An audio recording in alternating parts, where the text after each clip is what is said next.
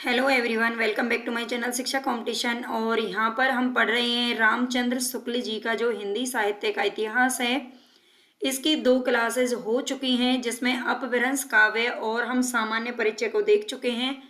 और आज हम यहाँ पर पढ़ने वाले हैं प्रकरण 3, है ना। ये जो आदिकाल है, रामचंद्र शुक्ल जी ने इसे 4 प्रकरणों में बांटा है, जो आपको याद रखना है क्रम से। पहला प्रकरण है सामान्य परिचय, दूसरा प्रकरण अपभ्रंश काव्य, तीसरा प्रकरण है देश भाषा काव्य और चौथा प्रकरण आता है फुटकल रचनाओं का, जो कि हम कल पढ़ेंगे। तो यहाँ पर हम लाइन बाय लाइन देखेंगे, लेकिन आपको थोड़ा सा ध्यान रखना है कि यहाँ पर हम सारी चीज़ों को मैं नहीं पढ़ने वाली हूँ। अगर आपने 2 क्लास नहीं देखी होंगी तो शायद आपको लगेगा कि बहुत ज़्यादा डीपली मतलब मैं बहुत टाइम लगेगा। नहीं, हम बिल्कुल शॉर्ट में चीज़ों को पढ़ने की कोशिश करेंगे। इस तरह से आपको हाईलाइट मिल जाएंगी सारी चीज़ें, ठीक है। जो भी इम्पोर्टेंट है वो यहाँ पर हाईलाइट मैंने कर रखे हैं, तो आपको ज़्यादा टाइम यहाँ पर नहीं लगेगा। इसलिए आपको पूरी क्लास को अच्छे से देखना है। और इनकी अगर आपको पीडीएफ चाहिए तो उसके लिए भी मैं तो जल्दी ही सॉल्यूशन बता दूंगी। इसी तरह से पूरी बुक देखो, पूरी बुक अगर आप बाजार से खरीदेंगे तो कम से कम आपको 400-500 की पड़ेगी। और पहली बात, ये तो पैसे की बात है, ऊपर से ना आप इसको अगर पढ़ने बैठेंगे तो 4-5 बार में तो आपको बिल्कुल पता नहीं चलेगा कि आपने क्या पढ़ा है, ठीक है। तो इस चीज़ को आप थोड़ा सा ध्यान रखेंगे।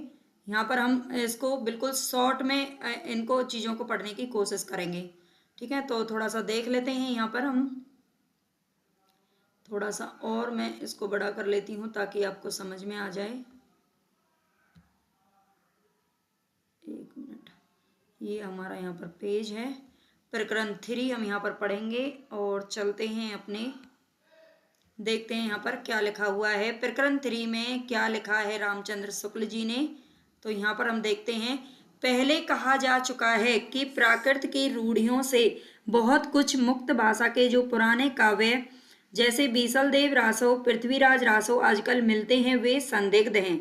सबसे मेन बात यहाँ पर क्वेश्चन हमारा बन चुका है एक, कि जो रामचंद्र शुक्ल जी हैं उन्होंने बीसल देव रासो और पृथ्वीराज रासो दोनों को ही क्या माना है, संदिग्ध माना है, यानी कि अप्रमाणिक माना है पूरी तरह से, ठीक है। वो कहते हैं कि ये काल्पनिक है, इनका इतिहास से कोई संबंध नहीं है। इसको आपको याद रखना है। नेक्स्ट, इसी संदिग्ध सामग्री को लेकर थोड़ा बहुत विचार हो सकता है, उसी पर हमें संतोष करना पड़ता है, ठीक है। इतना अनुमान तो किया ही जा सकता है कि प्राकृत पढ़े पंडित ही उस समय कविता नहीं करते थे। रामचंद्र शुक्ल जी का कहना है कि प्राकृत पढ़े पंडित ही उस समय कविता नहीं करते थे। जन साधारण की बोली में गीत, दोहे आदि प्रचलित चले आते रहे होंगे, जिन्हें पंडित लोग गंवारू समझते रहे होंगे। ऐसी कविताएं राजभाषाओं तक भी पहुंच जाती रही होंगी, ठीक है। राजा भोज जस मूसर चंद कहने वालों के सिवाय देश भाषा में सुंदर भाव भरी कविता करने वाले भी अवश्य ही रहे होंगे। राजसभाओं में सुनाए जाने वाले नीति, श्रृंगार आदि विषय प्राय दोहों में कहे जाते थे और वीर रस के पद्य छप्पे में, ठीक है। तो वीर रस के जो पद्य थे वो किस में लिखे जाते थे, मतलब नीति और श्रृंगारिक जो रचनाएं थी वो प्राय दोहों में होती थी। ये इसका यहाँ पर क्वेश्चन बन सकता है। और वीर रस जो लिखा जाता था उसके पद्य छप्पे में लिखे जाते थे, छप्पे छंद के अंदर, ठीक है। राजाश्रित कवि अपने राजाओं के शौर्य, पराक्रम और प्रताप का वर्णन अनूठी उक्तियों के साथ किया करते थे और अपनी वीरोल्लास भरी कविताओं से वीरों को उत्साहित किया करते थे। ऐसे राजाश्रित कवियों की रचनाओं के रक्षित रहने का अधिक सुविधा था। ये आप चाहें तो एक बार यहाँ पर पढ़ लेना, इतना यहाँ पर कुछ नहीं है। ये चीज हम पढ़ ही चुके हैं पहले कि इसी से ही है काल वीर गाथा काल कहा गया, क्योंकि इस काल में बहुत सारे जो रचनाएं थी वो वीर गाथात्मक थी, यानी कि लोग अपने अपने जो कवि होते थे वो राजाओं की क्या करते थे, वीर गाथाएं लिखते रहते थे, ठीक है। और ज्यादातर वीर गाथाएं किसने लिखे हैं, तो ये भट्ट और चारण ने लिखे हैं, ये भी आपको याद रखना है। ये शुक्ल जी का कथन है। आगे चलते हैं। भारत के इतिहास में वह समय था कि मुसलमानों के हमले उत्तर पश्चिम की ओर से लगातार होते रहते थे, ठीक है। मुसलमानों के हमले किस तरफ से होते थे ज्यादा, तो उत्तर पश्चिम की ओर से होते थे। इनके धक्के अधिकतर भारत के पश्चिमी प्रांत के निवासियों को सहने पड़ते थे, ठीक है। पश्चिमी प्रांत के निवासियों यानी कि उधर की साइड में देखो, जो अब पाकिस्तान है उधर की साइड से होते थे, लेकिन पाकिस्तान तो उस समय था नहीं, है ना। ये बहुत पुराना इतिहास है। पाकिस्तान नहीं था, उससे पहले की ये बातें हैं। उससे पहले जो इधर मतलब जो प्रांत हुआ करते थे उधर से हमले ज़्यादा होते थे, उत्तर पश्चिम की तरफ से। ठीक है, जहाँ हिंदुओं के बड़े बड़े राज्य प्रतिष्ठित थे। गुप्त साम्राज्य के ध्वस्त होने पर हर्षवर्धन की मृत्यु इसमें बताई गई है संवत 704। गुप्त साम्राज्य के ध्वस्त होने के बाद भारत का पश्चिमी भाग ही भारतीय सभ्यता और बल वैभव का केंद्र हो रहा था। आई होप आपको अच्छे से दिख रहा होगा, नहीं भी दिख रहा है तो आप बस ध्यान से सुन लेना, वैसे तो दिख रहा है इतना तो। ठीक है, कन्नौज, अजमेर, अहिलवाड़ा आदि बड़ी बड़ी राजधानियां उधर ही प्रतिष्ठित थी। अगर आपको लगता है कि ये आपको थोड़ा कम दिख रहा है तो आप मुझे बता दीजिएगा, मैं थोड़ा सा और इसमें मतलब क्लियर करने की कोशिश करूंगी, क्योंकि मुझे दिख रहा है तो मुझे ऐसा लगता है आपको भी दिख रहा होगा। ठीक है, तो वो चीज़ आप बता देना और पूरी क्लास को देखना। इसी तरह से हमारी जो ऑथेंटिक किताबें, मूल किताबें, हम उनको सबको एक एक करके पढ़ेंगे। आप बस चैनल को सब्सक्राइब लाइक जरूर कर लेना और जुड़े रहना भाई चैनल से। ठीक है, और पूरी क्लास को देखा करो, आपके लिए तभी फायदा होगा। कन्नौज, अजमेर, अहिलवाड़ा आदि बड़ी बड़ी राजधानियां उधर ही प्रतिष्ठित थी। ठीक है, अजमेर तो राजस्थान में है, कन्नौज उधर की साइड में ही थे ये। उधर की भाषा ही शिष्ट मानी जाती थी, ये भी उन्होंने बताया है। जो पश्चिमी भाग था ये सभ्यता और बल वैभव का केंद्र बताया है शुक्ल जी ने, और उधर की जो भाषा ही वही शिष्ट मानी जाती थी। कवि चारण आदि उसी भाषा में रचना करते थे। प्रारंभिक काल का जो साहित्य हमें उपलब्ध है उसका आविर्भाव भी उसी भूभाग में हुआ था। ठीक है, ये इसमें कहा गया है, और अतः यह स्वाभाविक है कि उसी भूभाग की जनता की चित्तवृत्ति की छाप उस साहित्य पर पड़े। ठीक है, ये बिल्कुल स्वाभाविक है कि उसी भूभाग जिसमें ये भाषा भी श्रेष्ठ थी और उधर ही बल वैभव और सभ्यता का केंद्र था, तो उधर की ही भूभाग की जो जनता की चित्तवृत्ति थी उसको ही साहित्य पर उकेरा गया था। ठीक है, हर्षवर्धन के उपरांत ही साम्राज्य भावना देश से अंतर्हित हो गई थी और खंड खंड होकर जो गहरवार, चौहान, चंदेल और परिहार आदि राजपूत राज्य पश्चिम की ओर प्रतिष्ठित थे। तो यहाँ पर हमारा एक क्वेश्चन नहीं है, इसलिए आपको पढ़ना है तो आप पॉज करके पढ़ लेना, लेकिन हम आगे बढ़ेंगे। सबसे पहले नाम आता है महमूद गजनवी। महमूद गजनवी के बारे में थोड़ा सा देख लेते हैं, जो शुक्ल जी ने इसका वर्णन किया है। मृत्यु इसकी बताई गई है संवत 1087। देखो, अगर आपको ईस्वी निकालना है, क्योंकि जो शुक्ल जी की बुक है वो पूरी संवत में लिखी गई है, अगर आपको ईस्वी निकालना है तो आप इसमें से 57 वर्ष क्या कर सकते हैं, घटा सकते हैं। 57 वर्ष आप इसमें से घटा लीजिए तो आपका जो आंसर है वो निकल जाएगा। ठीक है, ईस्वी निकल जाएगी।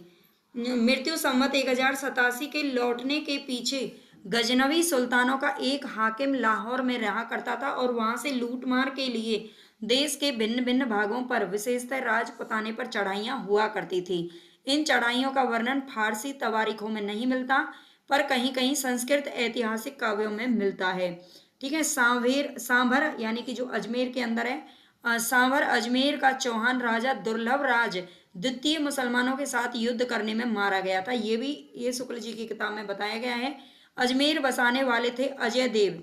अजमेर को किसने बसाया था? अजमेर कहाँ पर है? तो ये राजस्थान के अंदर है, और अजमेर को बसाया था अजय देव ने। उन्होंने भी मुसलमानों को परास्त किया था। अजय देव के पुत्र थे अर्णोराज। ठीक है, अर्णोराज थे। उनके समय में मुसलमानों की सीमा फिर पुष्कर की घाटी लांघकर उस स्थान पर जा पहुंची जहां पर अब आना सागर है। ठीक है, इनको आना के नाम से जानते थे। अर्णोराज ने उस सेना का संहार करके एक बड़ी भारी विजय प्राप्त की थी। वहां मलेच्छ मुसलमानों का रक्त गिरा था, इसलिए वहां पर एक तालाब बनवा दिया गया था और इसको आना सागर के नाम से आज भी जाना जाता है। तो इसमें ऐसा चलिए कुछ नहीं है, आगे पढ़ते हैं जो भी इंपॉर्टेंट है। आना के पुत्र थे बीसल देव। जो बीसल देव रासो आपको देखने को मिलती है, ये किसके पुत्र थे? बीसल देव। तो ये आना के पुत्र थे और इनका नाम था विग्रह राज चतुर्थ। ठीक है, विग्रह राज चतुर्थ के समय में वर्तमान किशनगढ़ राज्य तक मुसलमानों की सेना चढ़ाई है ना। ये हमारे मतलब हिंदी साहित्य के क्वेश्चन में नहीं आता है। आगे देखते हैं थोड़ा सा। बीसल देव के विक्रम संवत 1220 के लेख से पाया जाता है। ठीक है, शिवालिक स्तंभ पर खुदे हुए, इसको थोड़ा पढ़ लेना आप। शहाबुद्दीन गौरी की पृथ्वीराज पर पहली चढ़ाई के पहले भी गौरियों की सेना ने नाडौल पर धावा किया था, पर उसे हारकर लौटना पड़ा। इस प्रकार महाराज पृथ्वीराज के मारे जाने और दिल्ली तथा अजमेर पर मुसलमानों का अधिकार हो जाने के पीछे भी बहुत दिनों तक राजपूताने आदि में कई स्वतंत्र हिंदू राजा थे। देखो ये जो कहानियां है ना, ये कहानी क्यों पढ़ रहे हैं हम, क्योंकि जो इसमें बीसलदेव रासो और जो पृथ्वीराज रासो लिखा गया उससे संबंधित ये कहानी है। ठीक है, इसको अगर आप पढ़ लेंगे ना तो उनसे संबंधित आपका कोई भी क्वेश्चन है जो गलत नहीं होने वाला है। तो जो बराबर मुसलमानों से लड़ते रहे, इसमें सबसे प्रसिद्ध रणथंभौर के महाराज हमीर देव हुए हैं। ठीक है, जो महाराज पृथ्वीराज चौहान की वंश परंपरा में थे, वे मुसलमानों से निरंतर लड़ते रहे। चलो इसको हम नहीं पढ़ते हैं, थोड़ा सा और आगे बढ़ते हैं। ठीक है, इस दशा में काव्य या साहित्य के और भिन्न भिन्न अंगों की पूर्ति और समृद्धि का सामुदायिक प्रयत्न कठिन था। उस समय तो केवल वीर गाथाओं की उन्नति संभव थी। इस वीर गाथा को हम दोनों रूपों में पाते हैं, मुक्तक के रूप में भी और प्रबंध के रूप में भी। ठीक है, जो वीर गाथाएं उस टाइम लिखी गई थी वो वीर गाथा मुक्तक के रूप में भी हमें मिलती है और प्रबंध काव्य के रूप में भी मिलती है। ठीक है, इसको आप याद रख लेना। फुटकल रचनाओं का विचार छोड़कर यहाँ वीर गाथात्मक प्रबंध काव्यों का ही उल्लेख किया जाता है। जैसे यूरोप में वीर गाथाओं का प्रसंग युद्ध और प्रेम रहा, वैसे ही यहाँ पर भी था। युद्ध और प्रेम दोनों चीजों पर साथ साथ में लिखा गया था। तो चलते हैं आगे बढ़ते हैं। थोड़ा सा प्रधान रस वीर ही रहता था, है ना। जो वीर गाथात्मक काव्य लिखे रहते थे उनका जो प्रधान रस था वो कौन सा था, वीर रस था। श्रृंगार रस तो केवल सहायक के रूप में होता था। ठीक है, आगे चलते हैं। ये चीजें आप पढ़ लीजिएगा। ठीक है, आप पढ़ लेना इसको, क्योंकि कंप्लीट आपको आपके सामने है। आप पॉज करके या बाद में जैसे भी आप पढ़ना चाहें वैसे पढ़ लेना। जो इंपॉर्टेंट चीजें मैं उनको पढ़ाऊंगी, क्योंकि मेरा जो उद्देश्य है वो कम से कम समय में आपको शुक्ल जी को पूरा पढ़ाना है। ठीक है, तो हमीर पर अलाउद्दीन की चढ़ाई का भी ऐसा ही कारण कल्पित किया गया है। इस प्रकार इन काव्यों में प्रथा अनुकूल कल्पित घटनाओं की बहुत अधिक योजना रहती थी। तो ये हमने देखते हैं, आगे देखते हैं। इंपॉर्टेंट बहुत दिख रहा है ना। ये वीर गाथाएं हमें दो रूपों में मिलती हैं, प्रबंध काव्य के साहित्यिक रूप में और वीर गीतों यानी बैलाड्स के रूप में। ठीक है, वीर गीतों और साहित्यिक रूप में मिलती है। साहित्यिक प्रबंध के रूप में जो प्राचीन ग्रंथ उपलब्ध है वह है पृथ्वीराज रासो। ठीक है, ये पृथ्वीराज रासो है जो कि साहित्यिक प्रबंध में लिखा गया है। वीर गीत के रूप में हमें सबसे पुरानी पुस्तक मिलती है बीसल देव रासो, जिसके रचनाकार है नरपति नाले। वो सब हम आगे पढ़ लेंगे। ठीक है, वीर गीत के रूप में हमें सबसे पुरानी पुस्तक किसकी मिलती है, तो ये बीसल देव रासो की मिलती है, जो कि एक श्रृंगारिक गे काव्य कहा जाता है।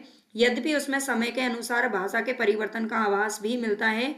चलते हैं आगे। इसका प्रत्यक्ष उदाहरण है आल्हा, जिसके गाने वाले प्राय समस्त उत्तरी भारत में पाए जाते हैं। ठीक है, जो आला के गीत हैं वो आज भी कहीं ना कहीं गाए जाते हैं उत्तरी भारत में, ये इसमें बताया गया है। चलते हैं आगे भाई। देखो कुछ चीजें हैं ना, मैंने पेन से भी लिख रखी थी जब मैं पढ़ती थी, तो उस टाइम पर ये रामचंद्र शुक्ल जी की बुकें कई बार पढ़ी है। तो पहले मैंने हाईलाइट किए थे, फिर दोबारा मैंने ब्लैक पेन से इनको हाईलाइट किया था, फिर मैं तीसरी बार में ब्लू पेन से, फिर कहीं कहीं आपको रेड भी देखने को मिलेगा। जब अगली बार पढ़ा तो कुछ चीजें ऐसा लगा कि कुछ छूट गई हैं, तो वो मैंने रेड पेन से लिख ली, है ना। तो कई कई बार बुक पढ़ने का ये फायदा होता है, हर बार कुछ ना कुछ हम नई चीजें हैं जो निकाल ले जाते हैं। तो इसलिए आपको ना यहाँ से इसीलिए फायदा हो जाएगा कि आपको बहुत अच्छे से ये बुक है जो इसका एक एक क्वेश्चन एक एक लाइन आपको समझ में आ जाएगी। अगर आप इसको खुद से पढ़ेंगे ना तो आपका कई बार पढ़ने पर भी समझ में नहीं आएगी, आपको लगेगा कि हमने कुछ पढ़ा ही नहीं है। बिल्कुल समझ में नहीं आती, क्योंकि ये थ्योरी बेस्ड है।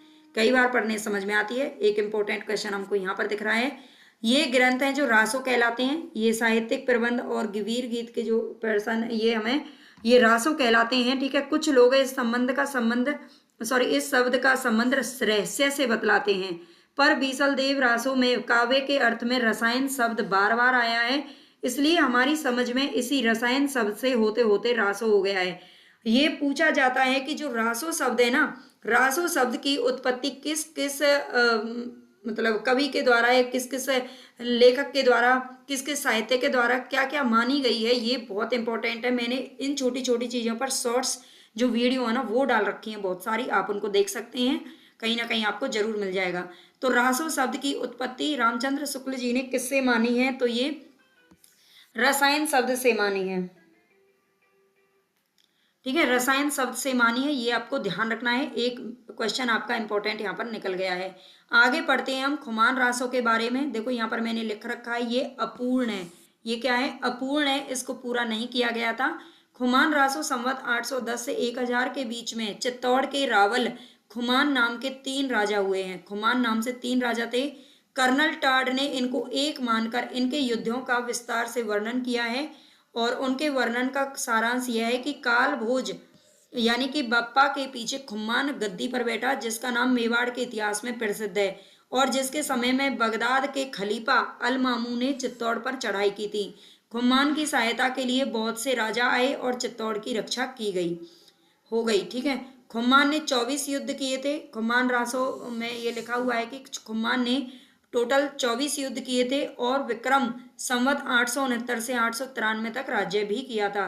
यह सारा वर्णन किसके उसमें लिखा हुआ है, तो दलपति विजय नामक किसी कवि के रचित खुमान रासो के आधार पर लिखा गया जान पड़ता है। मोस्ट इंपॉर्टेंट आपका क्वेश्चन निकल आया है यहाँ से कि खुमान रासो की रचना किसने की थी, तो ये की थी दलपति विजय ने। ठीक है, दलपति विजय ने ये रचना की थी, ये आपको याद रखना है। ये खुमान रासो की जो प्राप्ति हुई है वह अपूर्ण ही इसमें लिखा हुआ है और उसमें महाराणा प्रताप सिंह तक का वर्णन है। खुमान रासो में कब तक का वर्णन है, तो ये महाराणा प्रताप सिंह तक का वर्णन है। इसका यहाँ पर क्रम भी दे रखा है, कालभोज बप्पा से लेकर के तीसरे खुमान तक की वंश परंपरा इस प्रकार है। पहले कालभोज, फिर उनका बेटा खुमान, फिर मत्तट, फिर भर्तृपट्ट, फिर सिंह, फिर खुमान दूसरा वाला, फिर मायक, फिर खुमान तीसरा वाला। ठीक है, ये सब इसमें लिखा हुआ है, हालांकि हमारे काम का नहीं है। जो इम्पोर्टेंट चीजें होंगी हम उन्हीं को पढ़ेंगे, बार बार मैं आपको बता देती हूँ। महाराणा प्रताप तक का वर्णन मिलने से यह निश्चित रूप से कहा जा सकता है कि जिस रूप में यह ग्रंथ मिलता है यानी कि खुमान रासो मिलता है वह उसे विक्रम संवत की 17वीं शताब्दी में प्राप्त हुआ होगा। शिव सिंह सरोज के कथनानुसार एक अज्ञात नामा भाट ने खुमान रासो नामक काव्य ग्रंथ लिखा था जिसमें श्री रामचंद्र से लेकर खुमान तक के युद्धों का वर्णन था। ठीक है, तो ये दलपति विजय की ये खुमान रासो, ये आपको याद रखना है, ये अपूर्ण थी और इसमें कालभोज से लेकर के महाराणा प्रताप तक के समय का वर्णन है, ये आपको याद रखना है। ठीक है, आपको क्लास अगर अच्छी लगे तो प्लीज़ अभी से ही लाइक कर देना और चैनल को सब्सक्राइब जरूर कर लेना। सारी मूल किताबें वो यहाँ पर मैं इसी तरह से आपको पढ़ाऊंगी। उसके अलावा हमारी जो गद्य विधाएं हैं उसकी क्लास सुबह 11:30-12 बजे के टाइम पर आपको मिल जाती है, अभी रिकॉर्डेड मिल रही है ना। धीरे धीरे मैं कुछ सुविधाएं को जुटाने की कोशिश कर रही हूँ, जल्दी आपको ये लाइव भी मिल जाएगी, क्योंकि लाइव स्ट्रीमिंग के लिए थोड़ा सा क्या है कि हैवी सिस्टम चाहिए जो कि अभी मेरी मतलब बजट के बाहर है। तो अगर आपको लगता है ना आप मेरी हेल्प कर सकते हो तो आप चैनल को ज्वाइन कर सकते हो या बाई सुपर थैंक्स कर सकते हो, अगर आप करना चाहें तो। बाकी नहीं करना है तो कोई बात नहीं है। हिंदी साहित्य का इतिहास आगे देखते हैं। बीसल देव रासो, बीसल देव रासो के बारे में पढ़ते हैं। नरपति नालय की ये पुस्तक है। ठीक है, ये नरपति नालय की पुस्तक है और नरपति नालय कवि विक्रय राज चतुर्थ, उपनाम था इनका बीसल देव। ठीक है, इनका उपनाम था बीसल देव, जबकि विक्रय राज चतुर्थ की इसमें पूरी कथा है।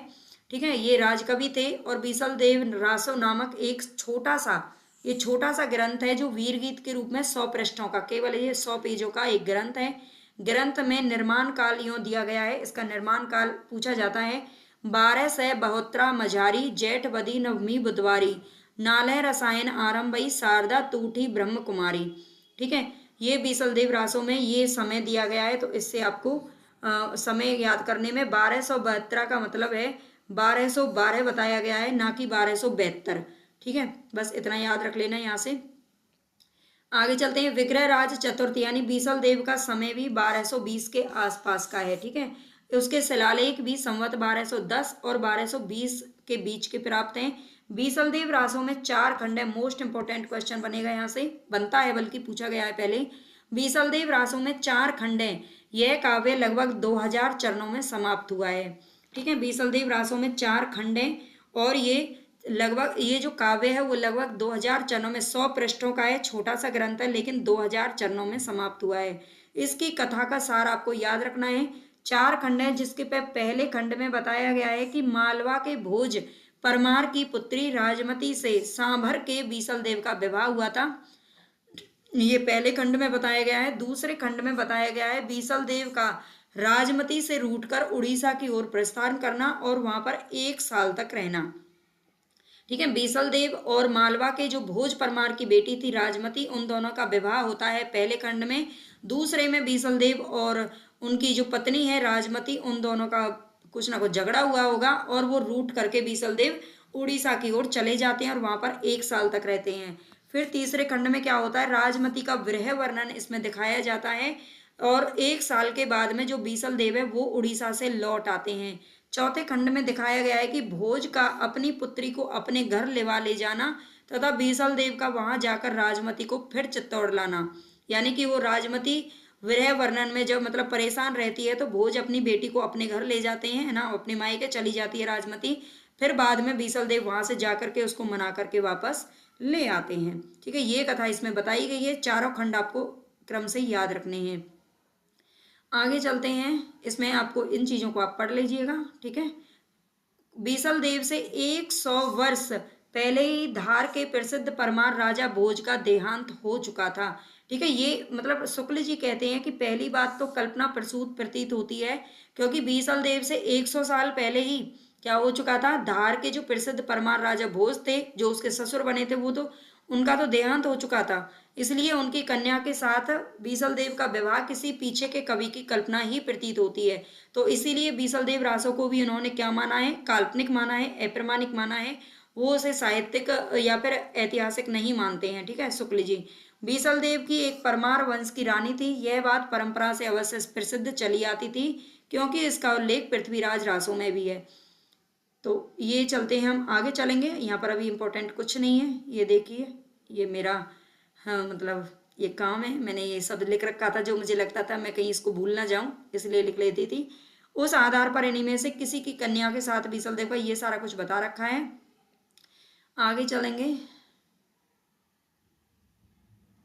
जो इम्पोर्टेंट है हम उन्हीं को पढ़ेंगे। जैसा पहले के आए हैं, मतलब शुक्ल जी कहते हैं अजमेर के चौहान राजा बीसल देव बड़े वीर और प्रतापी राजा थे और उन्होंने मुसलमानों के विरुद्ध कई चढ़ाइयाँ भी की थी और कई प्रदेशों को मुसलमानों से खाली भी कराया था। ठीक है, दिल्ली और हांसी के प्रदेश इन्हीं ने अपने राज्य में मिलाए थे। इनका वीर चरित्र का वर्णन राजकवि सोमदेव रचित, यहाँ पर एक क्वेश्चन निकलेगा हमारा, राजकवि सोमदेव के द्वारा लिखा गया था ललित विग्रह राज नाटक, जो कि संस्कृत भाषा में है।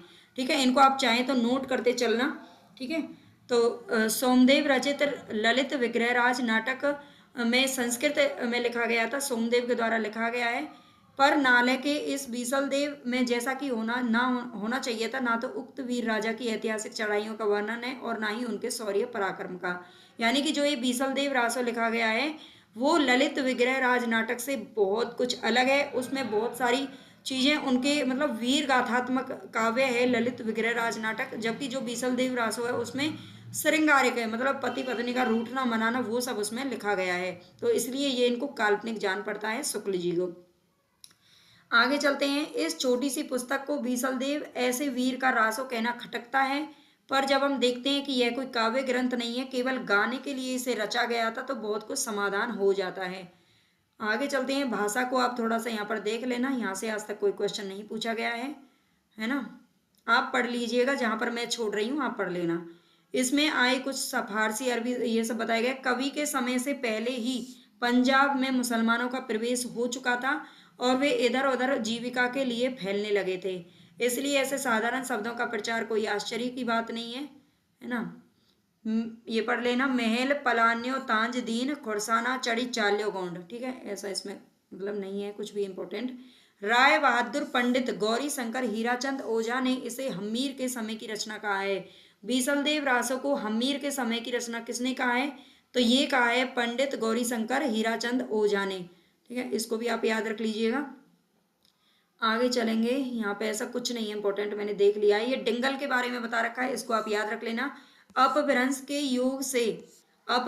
योग से शुद्ध राजस्थानी भाषा का जो साहित्यिक रूप था वह डिंगल भाषा कहलाता था, डिंगल कहलाता था। ठीक है, ये आप याद रख लीजिएगा, डिंगल कहलाता था। हिंदी साहित्य के इतिहास में केवल पिंगल भाषा में लिखे हुए ग्रंथों का ही विचार कर सकते हैं। दूसरी बात, जोगी साहित्य से संबंध रखती है, वीर और श्रृंगार का मेल है। वीर और श्रृंगार का क्या है, मेल है। इसमें श्रृंगार की प्रधानता है, मतलब बीसल देव रासो के ये कुछ पद्य यहाँ पर आप देख सकते हो, हालांकि अभी तक इनमें से क्वेश्चन नहीं पूछा जाता है। तो हम आगे चलेंगे, देखो अब हम पढ़ेंगे पृथ्वीराज रासो के बारे में। यहाँ पर इंपॉर्टेंट एक चीज लिखी हुई है, 2500 पेजों का ये ग्रंथ है। कौन सा? जो पृथ्वीराज रासो है, ये 2500 पेजों का ग्रंथ है। बीसलदेव रासो केवल 200 पेजों का ग्रंथ था और इसमें 69 सर्ग हैं। तो एक मोस्ट इंपॉर्टेंट क्वेश्चन यहाँ पर आपको मिल गया है। आगे चलेंगे चंद बरदाई। चंद बरदाई के बारे में पढ़ेंगे, जिन्होंने पृथ्वीराज रासो लिखी थी, ये इंपॉर्टेंट है। चंद बरदाई का जो समय है वो संवत 1225 से 1249 तक माना जाता है। ये हिंदी के प्रथम महाकवि माने जाते हैं। देखो इस जो देश भाषा जो काव्य है, यहाँ से आपके बहुत सारे प्रकरण 3 से बहुत सारे क्वेश्चन बनते हैं और हमेशा ही बनते हैं। तो इसलिए आपको क्या है, हर परीक्षा के लिए जरूरी है। ये मूल किताबें आपको एक बार जरूर पढ़ लेनी चाहिए। तो आपको बोर नहीं होना है, भागना नहीं है, बस अच्छे से पूरी क्लास को आपको कंटिन्यूअस देखना है, डेली की क्लास को देखना है, ताकि आपको पूरा फायदा यहाँ से मिल सके। चंद बरदाई ये हिंदी के प्रथम महाकवि माने जाते हैं। शुक्ल जी ने हिंदी के प्रथम महाकवि किसे माना है? तो ये चंद बरदाई जी को माना है, ये इंपॉर्टेंट है। और इनका जो पृथ्वीराज रासो वो हिंदी का प्रथम महाकाव्य है। मोस्ट इंपॉर्टेंट, यहाँ पे स्टार लगा लीजिए। हिंदी के प्रथम महाकवि किसको माना है? चंद बरदाई को। और प्रथम महाकाव्य माना है पृथ्वीराज रासो। हालांकि इन्होंने इसे बिल्कुल अप्रमाणिक काव्य माना है, लेकिन फिर भी इसे ये प्रथम महाकाव्य का जो उपाधि है उससे नवाजते हैं। चंद दिल्ली के चंद मतलब चंद बरदाई का शॉर्ट नाम है यहाँ पर चंद। चंद दिल्ली के अंतिम हिंदू सम्राट महाराज पृथ्वीराज सामंत और राजकवि प्रसिद्ध हैं। इससे इनके नाम में भावुक हिंदुओं के लिए एक विशेष प्रकार का आकर्षण है। रासों के अनुसार ये भट्ट जाति के जगात नामक गोत्र के थे, ये इसमें बताया गया है। इनके पूर्वजों की जो भूमि थी वो पंजाब थी, जहां लाहौर में इनका जन्म हुआ था। ठीक है, इनका और महाराज पृथ्वीराज का जन्म एक ही दिन हुआ था और दोनों ने एक ही दिन यह संसार भी छोड़ा था। ये शुक्ल जी की किताब में साफ साफ लिखा हुआ है कि दोनों जो चंद बरदाई के जो पूर्वज थे वो पंजाब से थे और लाहौर में इनका जन्म हुआ था। ठीक है, महाराज पृथ्वीराज और जो चंद बरदाई थे, दोनों का जन्म भी एक दिन हुआ था और दोनों ने संसार को भी एक ही दिन विदा बोला था। ठीक है, तो अभी हम यहाँ पर नहीं पढ़ेंगे, आगे चलेंगे। थोड़ा सा यहाँ पे ऐसा कुछ नहीं है, आगे चलेंगे। पृथ्वीराज रासो 2500 पृष्ठों का एक बहुत बड़ा ग्रंथ है, जो अभी हम देख चुके हैं, जिसमें 69 समय, यानी कि इसमें जो सर्ग और अध्याय हैं उनको समय नाम दिया गया है। ये भी क्वेश्चन पूछा जाता है यहाँ पर। 69 तो हैं, लेकिन उनको समय क्या कहा गया है, सर्ग कहा गया है, अध्याय कहा गया है, ये भी यहाँ पर पूछ लिया जाता है। 69 समय है। प्राचीन समय में प्रचलित प्राय सभी छंदों का व्यवहार हुआ है। मुख्य छंद है इसमें कवित्त, यानी कि छप्पे, छप्पयों का राजा भी चंद बरदाई को बोला गया है। अब किसने बोला था वो कहीं ना कहीं हम आगे पढ़ने को मिल जाएगा। दुआ, तोमर, त्रोटक, गाहा और आर्य, ये सारे छंद इसमें देखने को मिलते हैं पृथ्वीराज रासो के अंदर। जैसे कादम्बरी के संबंध में प्रसिद्ध था है कि उसका पिछला भाग बान भट्ट के पुत्र ने पूरा किया था, वैसे ही रासो के मतलब रासो का जो पिछला भाग है ना, उनकी मृत्यु के बाद का जो भाग लिखा गया है, कुछ चीजें इसमें नहीं लिख पाए थे चंद बरदाई, तो उनके पुत्र जलहन के द्वारा इसे पूर्ण किया गया था। ठीक है, चंद बरदाई का जो पुत्र था जलहन, उसने पूर्ण किया था इसके कुछ भागों को। इसको आपको याद रख लेना है, आगे चलेंगे इसमें, इसको आप पढ़ लीजिएगा। लेकिन हम जलहन के हाथ में रासों को सौंपे जाने और उसके पूरे किए जाने का उल्लेख रासों में है। मतलब पृथ्वीराज रासो जो है उसमें ये लिखा हुआ है कि बाद में इसे जलहन ने पूरा किया था। पुस्तक जल्लन हत दे चली गज्जन निरपकाज, रघुनाथ चरित हनुमंत कृप, भूप भोज उद्रिय जिमी, पृथ्वीराज सुजस कवि चंद कृत चंद नंद उद्रियतमी। ठीक है, ये जो पंक्तियां हैं ना, ये पंक्तियां याद रख लेना, ये शुक्ल जी की हैं, पृथ्वीराज रासो से ली गई हैं। मतलब पृथ्वीराज रासो की हैं ये, लेकिन शुक्ल जी के हिंदी इतिहास में मिलती हैं। आगे चलते हैं नेक्स्ट। तो हम कहाँ पढ़ते हैं? पृथ्वीराज रासो में आबू के यज्ञ कुंड से, ये इंपॉर्टेंट है, इसको पढ़ेंगे। पृथ्वीराज रासो में आबू के यज्ञ कुंड से 4 क्षत्रिय कुलों की उत्पत्ति तथा चौहानों के अजमेर में राजस्थान से लेकर पृथ्वीराज के पकड़े जाने तक का सविस्तार वर्णन है। ठीक है, पृथ्वीराज रासो में कब से कब तक का वर्णन है, इसको आप जरूर देख लेना। इस ग्रंथ के अनुसार पृथ्वीराज अजमेर के चौहान राजा सोमेश्वर के पुत्र और अर्नोराज के पौत्र थे। ठीक है, सोमेश्वर का विवाह दिल्ली के तुमर यानी कि तोमर राजा अनंगपाल की कन्या से हुआ। अनंगपाल की 2 कन्याएं थी, सुंदरी और कमला। सुंदरी का विवाह कन्नौज के राजा विजयपाल के साथ हुआ और इस संयोग से जयचंद राठौर की उत्पत्ति हुई। जयचंद कैसे पैदा हुआ था? है ना, वो आप देख लीजिएगा। ये दूसरी कन्या कमला का विवाह अजमेर के चौहान सोमेश्वर के साथ हुआ था, जिनके पुत्र पृथ्वीराज हुए। अनंगपाल ने अपने नाती पृथ्वीराज को गोद लिया, जिससे अजमेर और दिल्ली का राज एक हो गया था। ठीक है, जयचंद को यह बात अच्छी नहीं लगी। उसने एक दिन राजसूय यज्ञ करके सब राजाओं को यज्ञ के भिन्न भिन्न कार्य करने के लिए निमंत्रित किया और इस यज्ञ के साथ ही अपनी कन्या संयोगिता का स्वयंवर रचा। राजसूय यज्ञ में सब राजा आए पर पृथ्वीराज नहीं आए। इस पर जयचंद ने चढ़कर पृथ्वीराज की स्वर्ण मूर्ति द्वारपाल के रूप में द्वार पर रखवा दी। ये सब देख लीजिए आप क्या क्या लिखा हुआ है ना। संयोगिता का अनुराग पहले से ही पृथ्वीराज पर था, इसलिए जब वह जयमाल लेकर रंगभूमि में आई, यानी कि जहाँ स्वयंवर हो रहा था, तो उसने पृथ्वीराज की मूर्ति को ही माला पहना दी। इस पर जयचंद ने उसे घर से निकालकर गंगा किनारे के महल में भेज दिया। इधर पृथ्वीराज के सामंतों ने आकर यज्ञ विध्वंस किया। फिर पृथ्वीराज ने चुपचाप आकर संयोगिता से गांधर्व विवाह किया और अंत में वे उसे हर ले गए। रास्ते में जयचंद की सेना से बहुत युद्ध हुआ, पर संयोगिता को लेकर पृथ्वीराज कुशलता पूर्वक दिल्ली पहुंच गए। वहां भोगविलास में ही उनका समय बीतने लगा, राज्य की रक्षा का ध्यान ही नहीं रह गया, है ना। आगे चलते हैं। बल का बहुत कुछ नाश तो जयचंद और राजाओं के लड़ते लड़ते हो चुका था और बड़े बड़े सामंत मारे जा चुके थे। अच्छा अवसर देख करके साहबुद्दीन चढ़ आया पर हार गया और पकड़ा गया। ठीक है, पृथ्वीराज ने उसे छोड़ दिया। वह बार बार चढ़ाई करता रहा और अंत में पृथ्वीराज पकड़कर गजनी भेज दिए गए। ठीक है, उसने 2-3 बार युद्ध किया था मोहम्मद गौरी ने। पृथ्वीराज जब जीता था और जब वो गौरी हारा था तो उसने उसे छोड़ दिया था, पृथ्वीराज ने उसे छोड़ दिया। लेकिन बाद में जिस टाइम पर पृथ्वीराज हार गया तो उसे मोहम्मद गौरी अपने साथ पकड़ करके गजनी ले गया था। ठीक है, और कुछ काल के पीछे कवि चंद भी गजनी पहुंच गए थे। एक दिन चंद के किनारे पर, देखो ये पूरी कहानी है भाई, इसको आप पढ़ लीजिएगा, है ना, पूरी कहानी है, इसको आप जरूर पढ़ लेना। ठीक है, मैं छोड़ रही हूँ इसको, आप पढ़ लीजिएगा। जो इंपॉर्टेंट क्वेश्चन है मैं सिर्फ उन्हीं को पढ़ूंगी क्योंकि हमें थोड़ा जल्दी करना है। ऊपर लिखे वृत्तांत और रासों में दिए हुए संवतों का ऐतिहासिक तथ्यों के साथ बिल्कुल मेल न खाने के कारण अनेक विद्वानों ने पृथ्वीराज रासों के पृथ्वीराज समसामयिक किसी कवि की रचना होने में पूरा संदेह किया है और उसे 16वीं शताब्दी में लिखा हुआ एक जाली ग्रंथ ठहराया है। ठीक है, ये याद रख लेना, पृथ्वीराज रासों को पूरी तरह से जाली ग्रंथ मानते हैं। कौन? रामचंद्र शुक्ल जी भी इसे बिल्कुल अप्रमाणिक मानते हैं। रासों में चंगेज, तैमूर आदि कुछ पीछे के नाम आने से यह संदेह और पुष्ट होता है।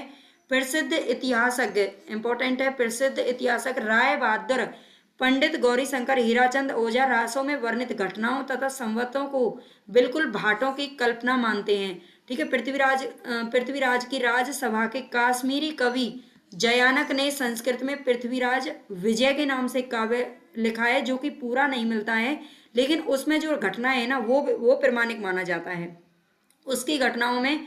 और जो पृथ्वीराज रासो है चंद्रवरदाई के द्वारा लिखा गया, उनकी घटनाओं में जमीन आसमान का फर्क है, इसलिए इसको प्रमाणिक माना गया है, मतलब इसको अप्रमाणिक माना गया है। उसमें पृथ्वीराज की माता का नाम कर्पूर देवी लिखा है। किसमें किसमें लिखा हुआ है भाई? कर्पूर देवी। तो ये पृथ्वीराज विजय में लिखा हुआ है। ठीक है, और जिसका समर्थन हांसी के शिलालेख से भी होता है। उक्त ग्रंथ अत्यंत प्रमाणिक और समसामयिक रचना है। उसके तथा हमीर महाकाव्य आदि कई प्रमाणिक ग्रंथों के अनुसार सोमेश्वर का दिल्ली के तोमर राजा अनंगपाल की पुत्री से विवाह होना और पृथ्वीराज का अपने नाना की गोद जाना, राणा समर सिंह का पृथ्वीराज का, ये इतिहास आप पढ़ लीजिएगा। एक ये भी चीज मिलती है यहाँ पर, क्योंकि इनमें वे सोलंकी, चौहान आदि कई कुलों के प्राचीन राजाओं के शिलालेख मिले हैं, जिनमें वे सूर्यवंशी और चंद्रवंशी कहे गए हैं। ठीक है, चंद ने पृथ्वीराज का जो जन्म काल है वो संवत 1115 माना है, दिल्ली गोद जाना 1122 माना है, कन्नौज 1151 जाना माना है और साबुद्दीन के साथ माना है 1158। ठीक है, पर शिलालेखों और दान पत्रों में जो संवत मिलते हैं वो अलग है। ठीक है, ये इसमें कह रहे हैं। चलते हैं आगे। पृथ्वीराज के चार जिनके संवत 1224 और 1244 के बीच में, जयचंद के 12 है ना, और परमर्दी देव के 6 जिनके संवत, ये सब पढ़ लीजिएगा, इसमें सब कुछ नहीं है, युद्धों का वर्णन बता रखा है इसमें। आगे चलेंगे भाई, आगे चलेंगे हम, इंपॉर्टेंट चीज देखेंगे यहाँ पर। ये कह रहा है पंडित मोहनलाल विष्णुलाल पांड्या ने रासों के पक्ष समर्थन में इस बात की ओर ध्यान दिलाया कि रासों के सब संवतों में यथार्थ संवतों 90, ये इंपॉर्टेंट है, इसको जरूर पढ़ लेना, छोड़ना नहीं है, ठीक है। यहाँ से पता चलेगा आपको कौन प्रमाणिक मानता है और कौन अप्रमाणिक। तो पंडित मोहनलाल विष्णुलाल पांड्या ने रासों के पक्ष समर्थन में इस बात की ओर ध्यान दिलाया कि रासों के सब संवतों में संवत 90 से 91 वर्ष का अंतर एक नियम से पड़ता है। उन्होंने यह विचार उपस्थित किया कि यह अंतर भूल नहीं है बल्कि किसी कारण से रखा गया है। इसी धारणा को लिए हुए उन्होंने रासों के इस दोहे को पकड़ लिया, एकादश सई पंचदह विक्रम साक आनंद तिहि रिपुजय पुरहरन को भय पृथ्वीराज नरेंद्र।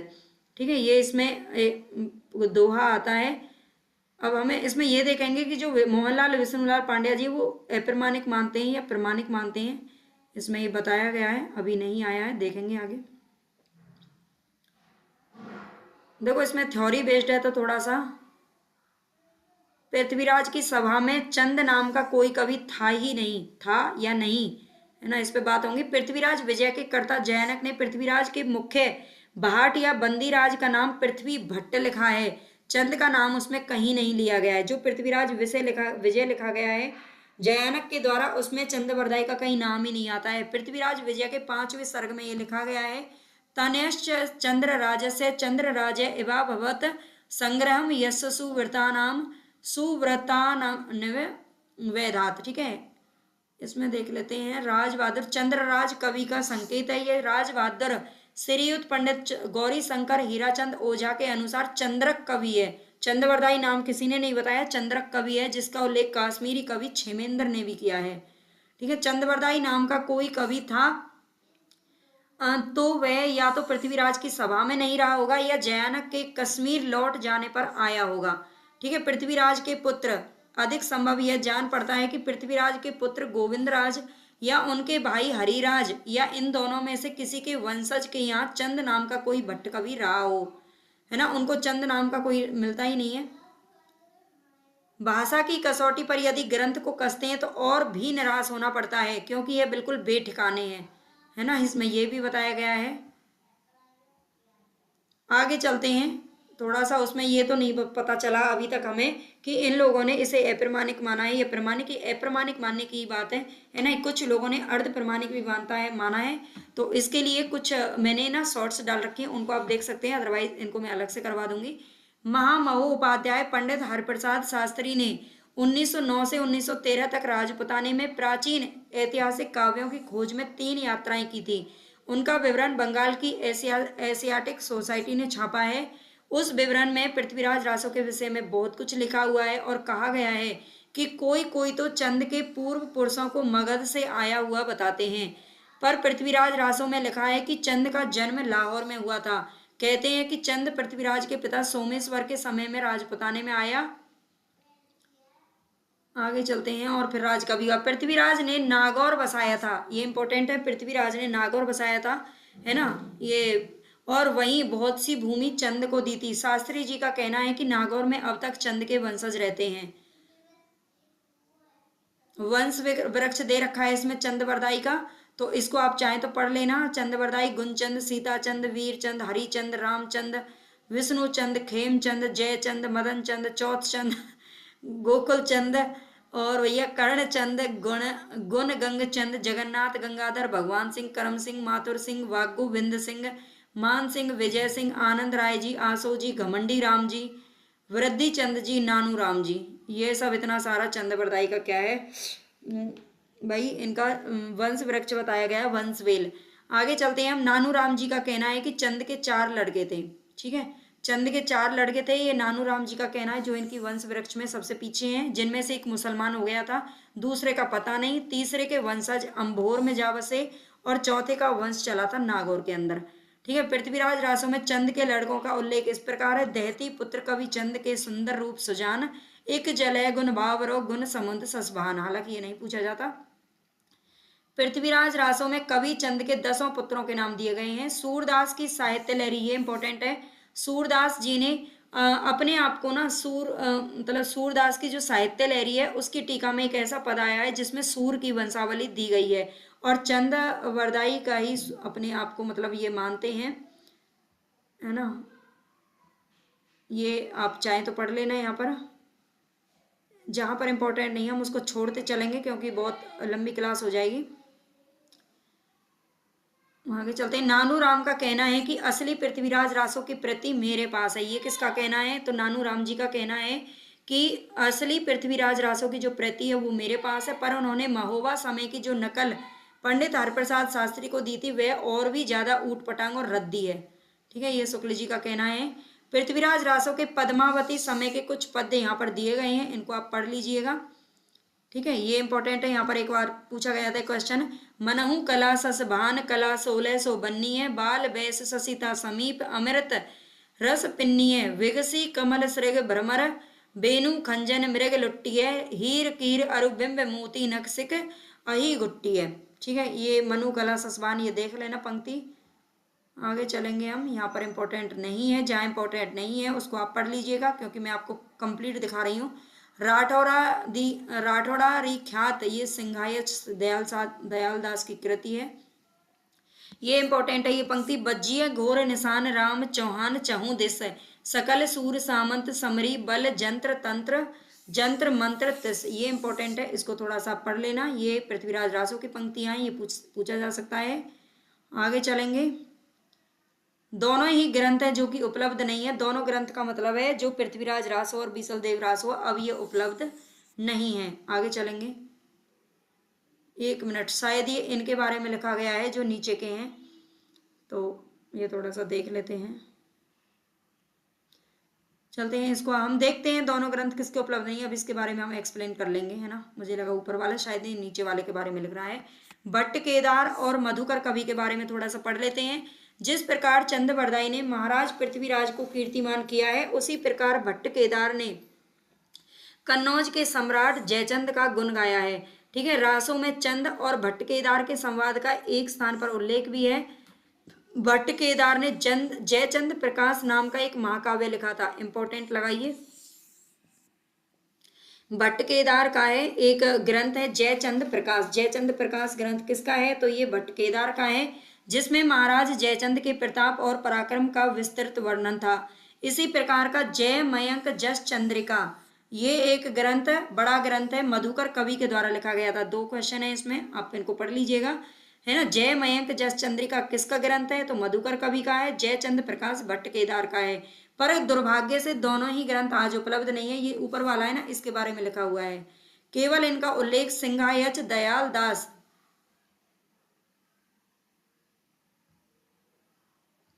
इनका उल्लेख कहाँ पर मिलता है? उल्लेख मिलता है सिंघायच दयाल दास कृत, जो राठौड़ा री ख्यात ग्रंथ है। राठौड़ा री ख्यात इस ग्रंथ में मिलता है। ठीक है, ये किसका ग्रंथ है इसको भी आप याद रख लेना, जो बीकानेर के राज पुस्तक भंडार में अभी सुरक्षित है। ठीक है, आगे चलेंगे। जिस प्रकार पृथ्वीराज का प्रभाव राजपुताने के राजाओं पर था, उसी प्रकार जयचंद का प्रभाव बुंदेलखंड के राजाओं पर था। ठीक है, कालिंजर या महोबे के चंदेल राजा परमर्दी देव जयचंद के मित्र या सामंत थे, जिसके कारण पृथ्वीराज ने उन पर चढ़ाई की थी। चंदेल कन्नौज के पक्ष में, दिल्ली के चौहान पृथ्वीराज से बराबर लड़ते रहे थे। आगे पढ़ेंगे हम जगनिक के बारे में। जगनिक, इनका संवत 1230 इनका समय माना जाता है।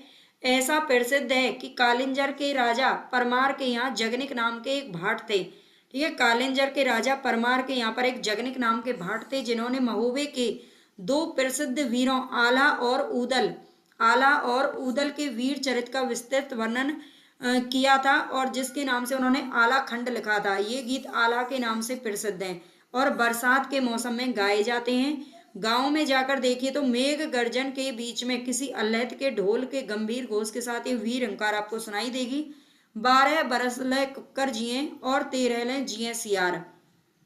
ठीक है, 12 बरस ले कुक्कड़ जिए और 13 ले जिए सियार, बरस 18 छत्री जिए आगे जीवन को धिक्कार। ये आला खंड के गीत हैं, इसको मतलब पंक्तियां हैं, इनको आप याद रख लेना। आगे चलेंगे, इसमें इंपॉर्टेंट नहीं है और कुछ भी। आला का प्रचार यूं तो सारे उत्तर भारत में है, पर बेसवाड़ा इसका केंद्र माना जाता है। बेसवाड़ा है ना, उत्तरी भारत की तरफ है, शायद यूपी के अंदर है इसको, है ना। तो वहां इसे गाने वाले बहुत अधिक मिलते हैं। बुंदेलखंड में विशेषतः महोबा के आसपास भी इसका चलन है आला खंड गाने का। ठीक है, इन गीतों के समुच्चय को सर्वसाधारण आला खंड कहते हैं। जिससे अनुमान होता है कि आला संबंधी ये वीरगीत जगनिक के रचे उस बड़े काव्य के खंड के अंतर्गत थे जो चंदेलों की वीरता के वर्णन में लिखा गया होगा। आला और ऊदल परमाल के सामंत थे और बनाफर शाखा के क्षत्रिय थे। मोस्ट इंपोर्टेंट क्वेश्चन पूछा जा चुका है। जो आला और ऊदल थे आला खंड में, ये किस शाखा के क्षत्रिय थे? तो बनाफर शाखा के क्षत्रिय थे। इन गीतों का एक संग्रह आला खंड के नाम से छपा है। फर्रुखाबाद के तत्कालीन कलेक्टर मिस्टर चार्ल्स इलियट ने पहले इन गीतों का संग्रह करके छपवाया था।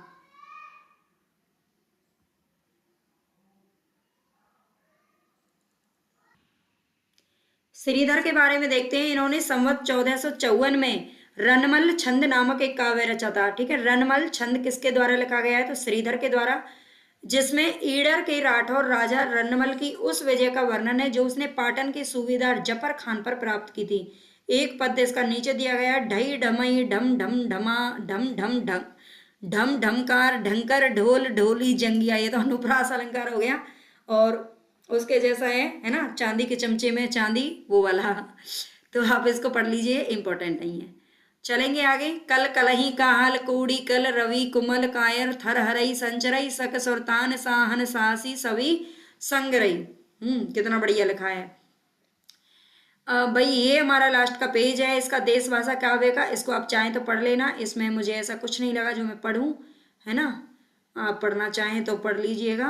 बस ये यहाँ पर हमारा खत्म होता है आज देश भाषा काव्य। 1 घंटे की लगभग हमारी ये क्लास हो गई है और आई होप आपके लिए, देखो यहाँ से कोई भी क्वेश्चन गलत नहीं होगा। जितने भी क्वेश्चन इसमें बताए गए हैं सब इंपॉर्टेंट हैं और बिल्कुल मूल किताब से जब आप पढ़ेंगे तो आपको कोई भी प्रॉब्लम पेपर में नहीं होने वाली, क्योंकि जो बाकी की बुक्स होती हैं उनमें बहुत सारी जो मिस्टेक होती हैं वो हमें दिक्कत होती है बाद में, लेकिन यहाँ से आपको कोई प्रॉब्लम नहीं होने वाली। इसलिए आप पूरा देखिए क्लास को, सारी क्लासेस को देखिए। 2 क्लासेस से पहले मैं डाल चुकी हूँ, उसको भी आप पढ़ लीजिए। हम जल्दी से जल्दी इसी तरह से हम पढ़ेंगे इसको, बिल्कुल शॉर्ट तरीके से। ठीक है, अगर आप मेरे तरीके से पढ़ेंगे तो आपका यूजीसी नेट या टीजीटी पीजीटी है वो क्लियर हो जाएगा, है ना। और आसानी से आप अच्छे से जो भी पेपर देंगे वो उसमें आप आसानी से पार हो जाएंगे।